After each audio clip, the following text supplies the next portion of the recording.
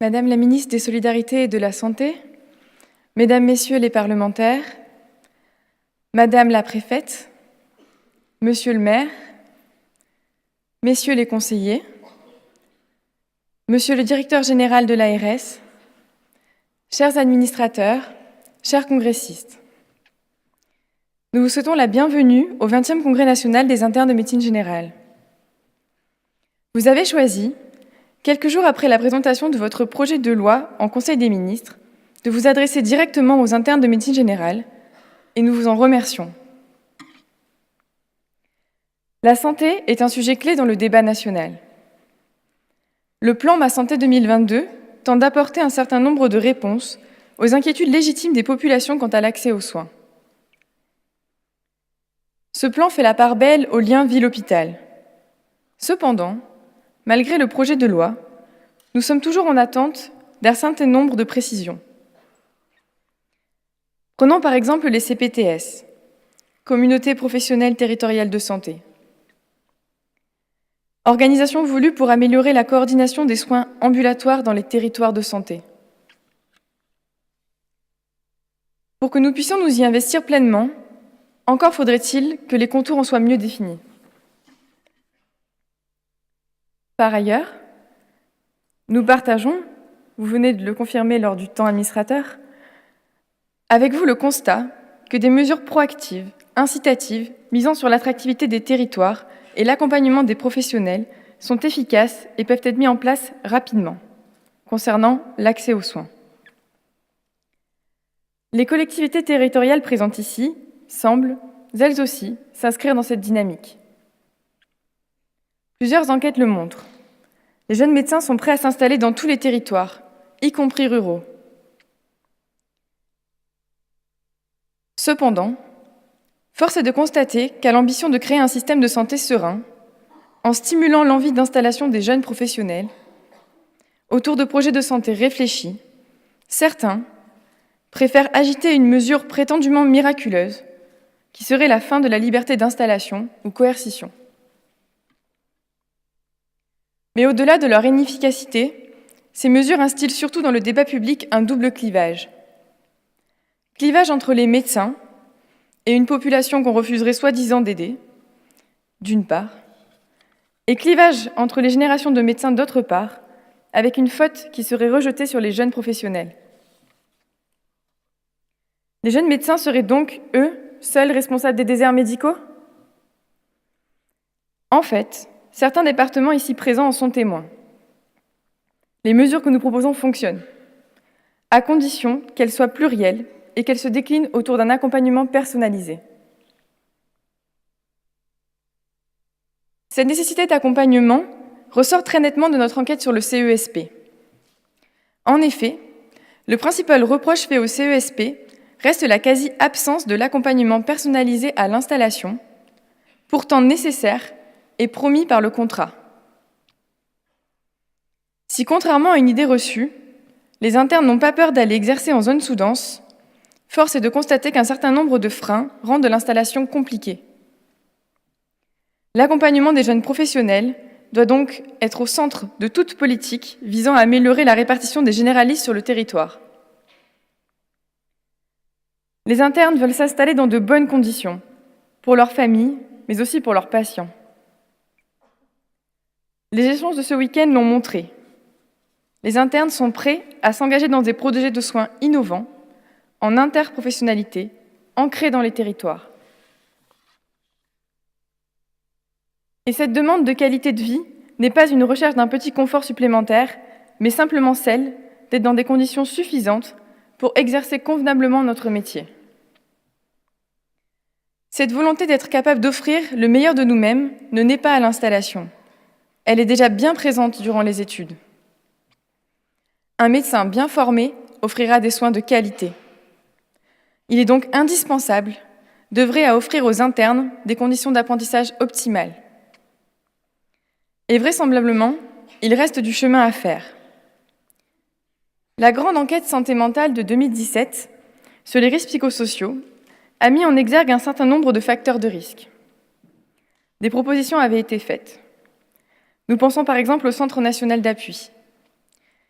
Cette plateforme de recensement et de ressources pour lutter activement contre la souffrance des soignants est restée sur le papier et n'a toujours pas vu le jour. Mais un des facteurs de risque psychosociaux particulièrement délétères pour la qualité de notre formation est régulièrement mis en avant dans la littérature, reste un temps de travail inadapté. Les textes ont été mis à jour en 2015. 4 ans après la parution de la réglementation spécifique sur le temps de travail, force est de constater que l'application est très loin d'être optimale. L'enquête que nous avons menée et dont nous avons présenté les résultats hier le montre. Il est bien prévu des recours possibles pour l'interne. Il peut saisir son département de médecine générale, qui en référera au doyen, qui éventuellement pourra prévenir le directeur général de l'ARS, qui, si ça l'enchante, pourra rappeler à l'ordre l'hôpital. Pour que le respect des bonnes conditions de formation et de prise en charge ne soit pas qu'une simple volonté, il faut aller plus loin que cela. Et c'est en ce sens, par exemple, que nous réclamons la mise en place de sanctions financières pour les hôpitaux qui ne respecteraient pas le temps de travail. Autre thème qui nous est cher et qui est directement lié à la qualité de notre formation de professionnels de santé, c'est celui de l'indépendance. Notre engagement en la matière est certain et nous vous demandons, Madame la Ministre, des solutions claires, pérennes et efficaces pour un réel engagement vers l'indépendance. Nous venons d'en discuter en temps privilégié avec les administrateurs. J'interpelle l'ensemble des internes sur ce sujet. La liste des chantiers en cours et de nos propositions est longue. Nous travaillons régulièrement avec vos services et votre cabinet et nous continuerons à nous en faire l'écho. Le livre blanc de l'ISNAR-IMG que nous avons remis tout à l'heure résume nos réflexions en tant qu'acteur actuel du système de santé, comme en tant qu'avenir de la médecine générale. Madame la Ministre, je tiens à vous remercier à nouveau de votre présence parmi nous. Et chers internes, je vous demande d'accueillir Madame Agnès Buzyn, ministre des Solidarités et de la Santé.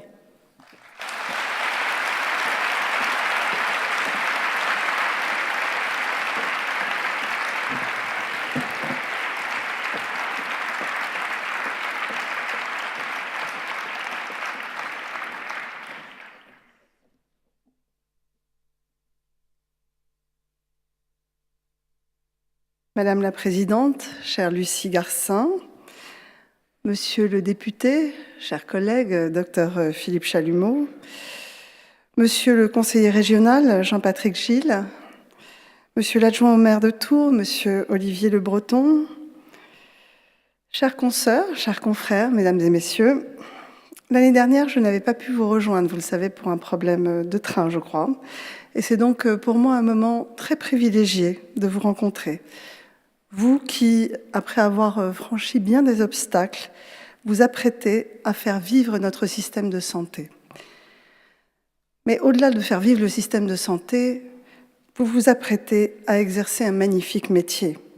Un métier exigeant, fait de joie et de peine, fait d'inquiétude et de doute, mais aussi fait d'immenses satisfactions profondément humaines. J'ai été à votre place, il y a longtemps certes, mais je sais qu'être interne, c'est connaître pêle-mêle l'enthousiasme d'une vocation qui prend corps, mais aussi l'angoisse d'un avenir qui comporte toujours son lot d'incertitudes. Vous avez retenu pour thème de ce 20e Congrès national des internes de médecine générale « Jeunes médecins, tissons du lien ». C'est donc, je pense, au-delà du plaisir de la rime, un appel à l'unité qui trouverait toute sa place en conclusion d'un manifeste. Cela fait 20 ans, 22 ans pour être très précise, que votre structure, qui regroupe plusieurs syndicats et associations régionales d'internes de médecine générale, est un interlocuteur des pouvoirs publics dans un esprit toujours exigeant et constructif. La hausse du nombre de participants à cette édition témoigne de votre dynamisme et de l'intérêt grandissant des étudiants, des jeunes professionnels, aux évolutions de notre système de santé. Ce dynamisme est également l'expression de la légitimité et de la responsabilité que vous reconnaissent vos adhérents au fil des années dans l'expression des positions nationales. Ce congrès est donc l'occasion d'aborder des thèmes clés de votre futur exercice professionnel, des thèmes qui sont au cœur de mon plan, Ma Santé 2022, qui avait été présenté le 18 septembre dernier par le Président de la République. Vous êtes attentifs aux transformations que nous engageons et vous en connaissez déjà l'essentiel, mais je rappellerai quand même ce qui en constitue l'armature. Je pense notamment à la prévention, dont vous êtes les meilleurs ambassadeurs.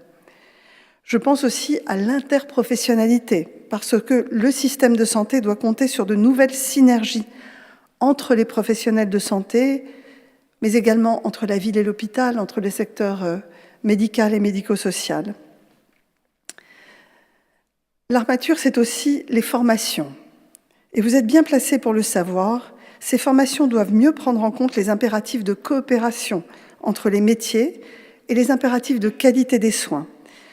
Mais je pense aussi qu'elles doivent vous offrir la diversification des opportunités professionnelles et vous permettre de vous inscrire dans ces nouvelles opportunités. Il faut aussi que le numérique et toutes ces promesses soient pleinement mis au service à la fois des patients, mais aussi des futurs professionnels que vous êtes. Il faut également que les rémunérations ou tarifications des établissements mettent plus en valeur la pertinence des soins, des parcours et la qualité des soins. C'est fondamental pour moi. Enfin, et vous êtes nécessairement sensible, nous voulons un système davantage centré sur le patient et ancré dans les territoires pour réduire les inégalités de prise en charge ou d'accès aux soins. Comme vous le savez, l'ambition que porte le ministère des Solidarités et de la Santé, partagée avec le ministère de l'Enseignement supérieur, de la Recherche et de l'Innovation, cette ambition est de répondre aux évolutions des métiers du soin et des aspirations des futurs étudiants et des futurs professionnels de santé. Quelles sont ces aspirations? Quelles sont vos aspirations?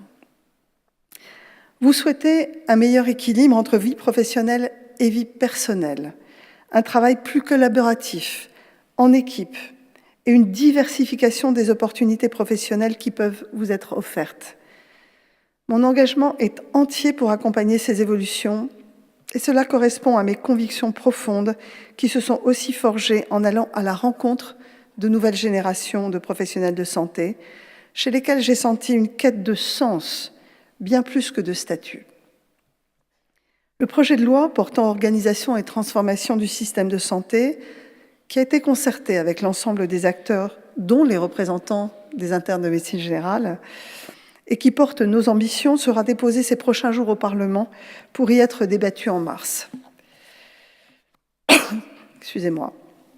Former les professionnels, c'est préparer l'avenir de notre système de santé. Pour cela, nous devons impérativement décloisonner les études de santé pour faire vivre des modes d'exercice partagés et pluriprofessionnels, par des parcours de formation tant en ville qu'à l'hôpital, par des exercices mixtes ville-hôpital, par le passage d'un exercice salarié à un exercice libéral ou combinant les deux.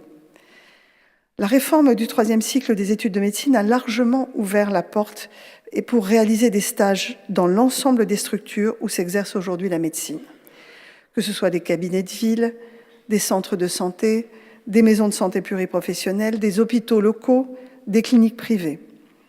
Autant de lieux d'exercice qui permettent aux internes de se former aux spécificités de l'exercice de la médecine de proximité, y compris dans les zones à faible densité médicale. Pour renforcer l'attractivité de tous les territoires et favoriser l'appropriation des futurs métiers et exercices, nous travaillons notamment au développement de la maîtrise de stage ambulatoire.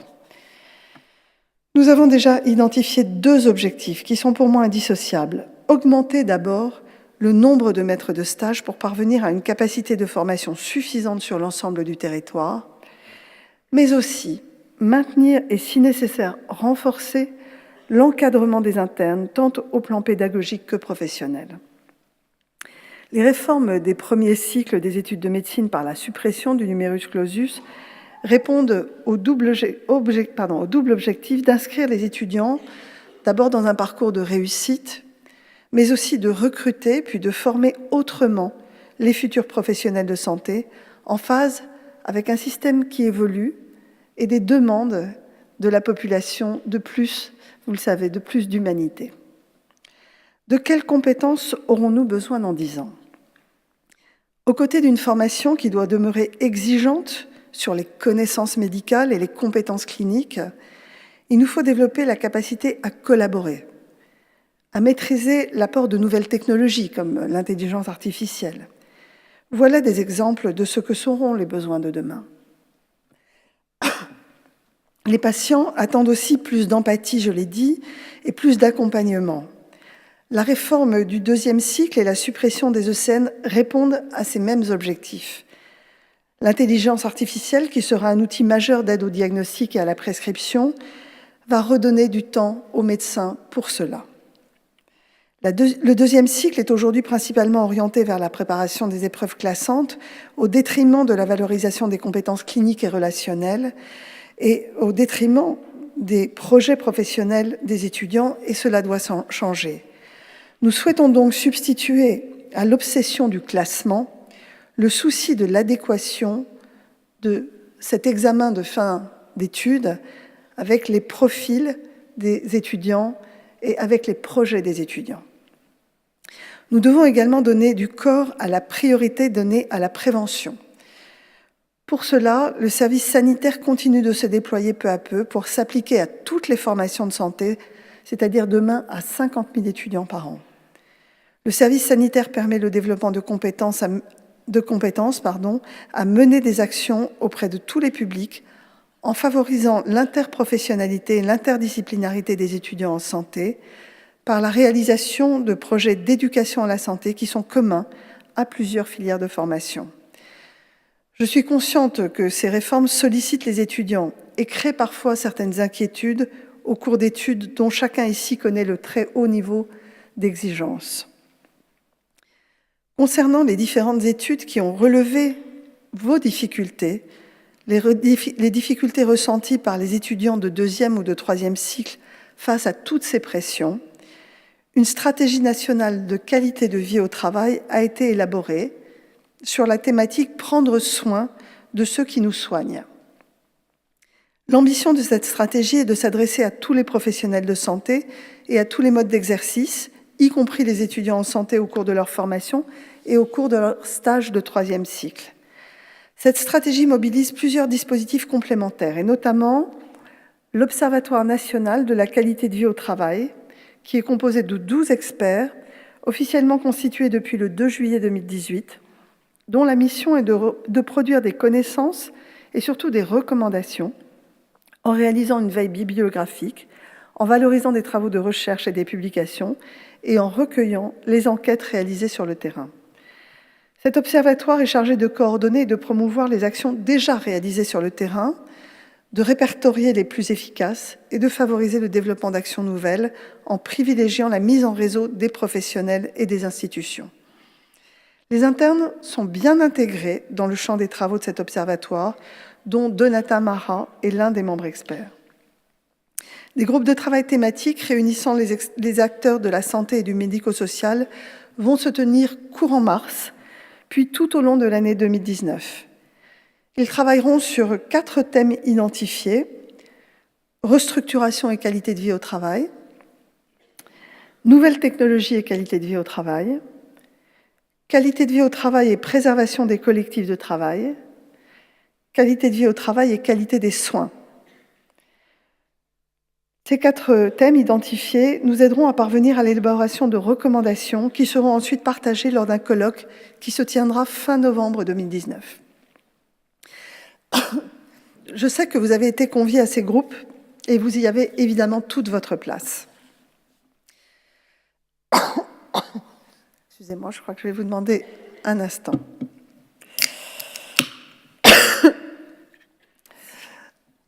Être ministre de la Santé ne protège pas contre les infections virales. Excusez-moi.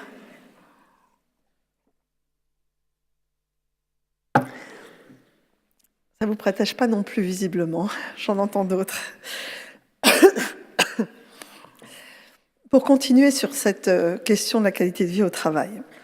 Donc, en lien avec le ministère de l'Enseignement supérieur et dans la continuité du rapport de Madame Donata Marat sur la qualité de vie des étudiants en santé, je souhaite vous annoncer la création très prochaine du Centre national d'appui à la qualité de vie des étudiants en santé. Je veillerai à ce que vous puissiez exprimer vos inquiétudes durant ces travaux et qu'elles soient pleinement prises en compte et se traduisent par des mesures effectives et opérationnelles. La stratégie nationale de qualité de vie au travail prévoit aussi la nomination de médiateurs régionaux placés auprès des agences régionales de santé qui seront susceptibles d'intervenir à la demande des établissements ou des professionnels pour mener une conciliation à l'aide d'un comité de pairs en cas de conflit non résolu relatif aux conditions de travail. Ce réseau de médiateurs sera coordonné par le médiateur national, Édouard Couty, qui est placé à mes côtés au ministère, et qui est l'interlocuteur privilégié des services et des opérateurs ministériels. Ce médiateur régional a pour objectif d'organiser des espaces de médiation en cas de besoin, quand les situations sont bloquées ou conflictuelles, mais leur rôle est également de prévenir ce type de situation. Ce dispositif doit bien évidemment pouvoir être mobilisé pour les situations qui concerneraient des internes lors de leur stage. S'agissant maintenant du temps de travail des internes, sur lequel vous m'avez interpellée, Madame la Présidente.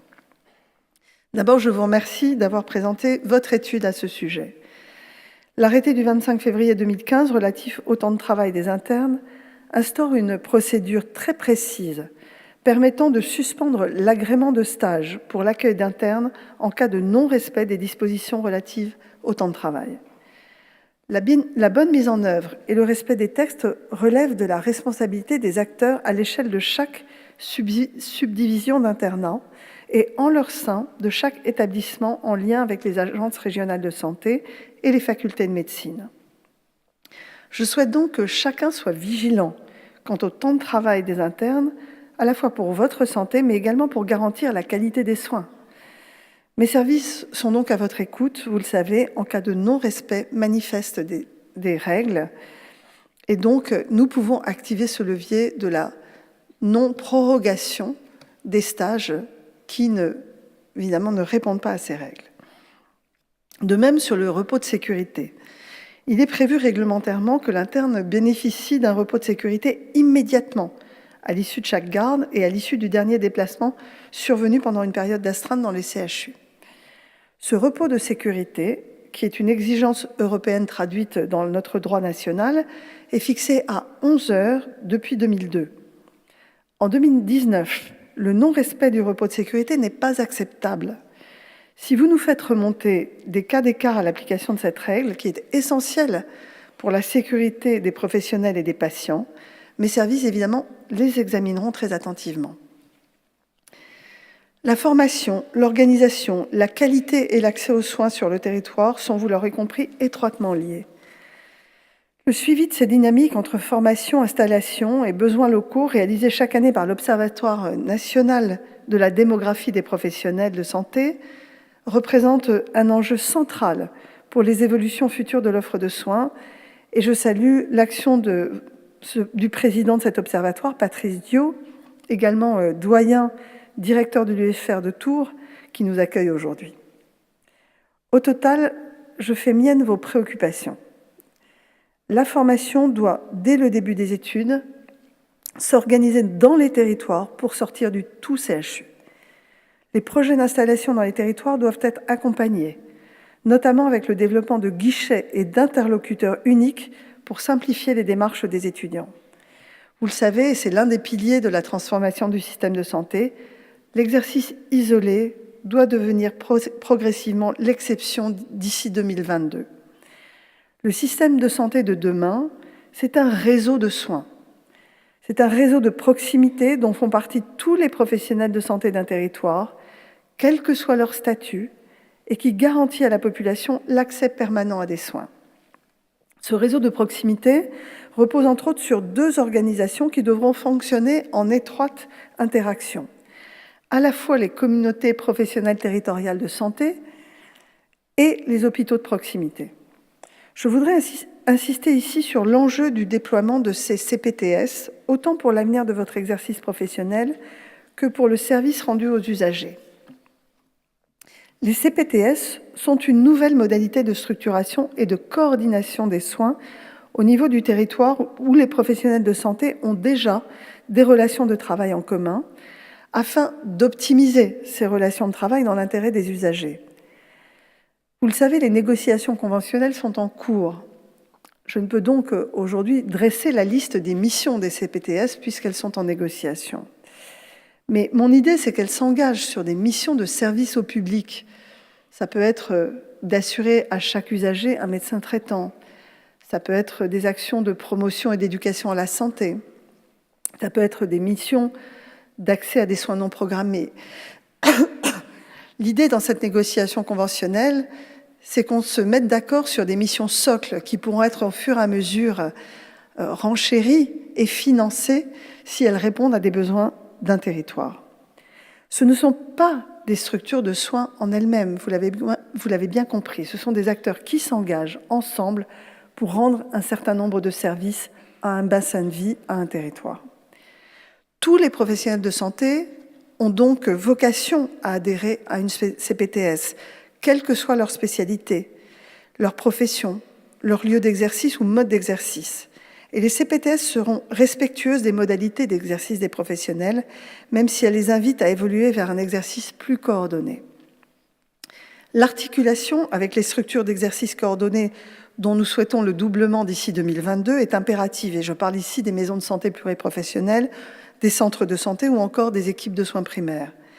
Toutes ces structures sont émergentes dans plusieurs territoires, dans plusieurs régions, et ne sont pas antinomiques avec les CPTS. Elles s'inscrivent au sein des CPTS.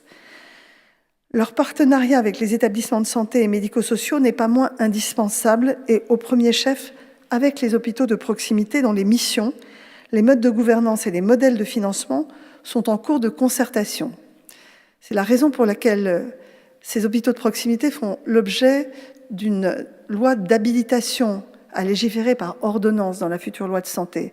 Pourquoi ? C'est parce qu'il nous faut du temps pour concerter avec les fédérations hospitalières, avec les syndicats, avec les associations d'usagers, pour dessiner ensemble les contours et les missions de ces hôpitaux de proximité. Ce partenariat entre toutes les structures, hôpitaux de proximité, structures d'exercice coordonné, CPTS, devra se décliner en termes d'exercice médical mixte et de participation à la gouvernance. Car vous le savez, vous y êtes associés. Des négociations conventionnelles sont engagées depuis le début de cette année à ma demande pour donner un cadre pérenne de financement au CPTS en contrepartie des missions attendues, mais également un cadre de gouvernance. Je ne reviens pas sur ces missions. L'idée, c'est vraiment de favoriser l'accès aux soins, des parcours de soins coordonnés, des missions de prévention, des missions en termes de qualité des pratiques, d'harmonisation des pratiques professionnelles, de facilitation du partage de données entre professionnels. Je voudrais juste insister sur 2 points. Nous avons déjà plus de 220 projets de CPTS qui ont été créés pour la plupart à l'initiative des professionnels de santé de ville et qui répondent à des besoins de santé de territoire. Cette dynamique, vous l'avez compris, va s'accélérer puisque nous avons prévu 1000 CPTS d'ici 2022. Et cette dynamique va s'accélérer grâce à ces financements qui seront issus de la négociation conventionnelle et de l'appui apporté par les ARS.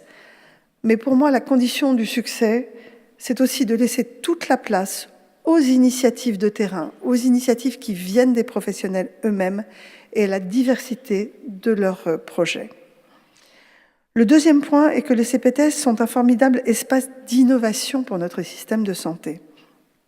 Je souhaite donc que vous fassiez émerger ces innovations et que vous y trouviez un intérêt à agir pour l'exercice de votre future profession.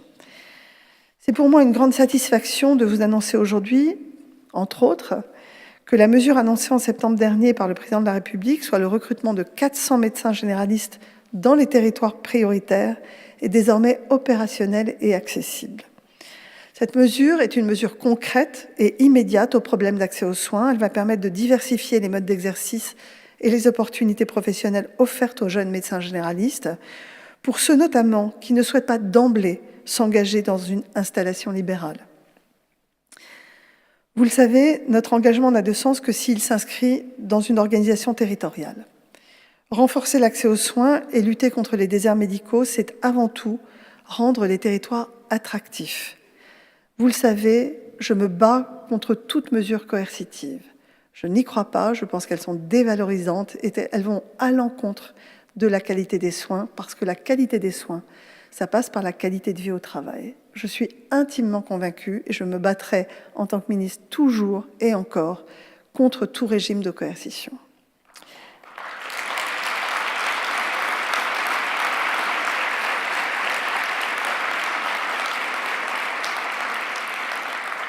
Rendre les territoires attractifs, cela passe donc par le développement de la maîtrise de stage universitaire en dehors, évidemment, des territoires habituels, en zone rurale notamment, mais également en zone périurbaine. Cela passe aussi par la création des 4000 postes d'assistants médicaux pour redonner aux professionnels du temps médical, notamment dans les zones sous-dotées. Cela passe par le renforcement du contrat d'engagement de service public, dont le nombre de contrats alloués ne cesse d'augmenter, témoignant ainsi de l'attractivité de ce dispositif pour les étudiants.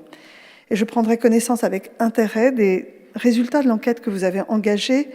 Je peux d'ores et déjà vous annoncer que le projet de loi que je porte va sécuriser ces contrats d'engagement de service public en cas d'évolution du zonage établi par l'ARS. Cela passe par le maintien des aides à l'installation, soutenues évidemment par l'assurance maladie. Cela passe par des solutions innovantes, soutenues par les professionnels d'un territoire, mais aussi par les acteurs locaux. Cela passe enfin par la mise en œuvre de la révolution numérique pour abolir les distances, en particulier avec le développement de la télémédecine, qui ne sera remboursée, vous l'avez compris, que dans un cadre très sécurisé entre le malade et son médecin traitant. Je le rappelle aujourd'hui, le remboursement de la télémédecine ne rembourse pas les demandes faites à des plateformes que l'on voit fleurir sur Internet. Ça n'est pas comme cela que je vois la médecine de demain. Je vois au contraire une médecine où la relation médecin-malade, certes, se simplifie, mais reste le primum movens, évidemment, de la pratique de la médecine de demain.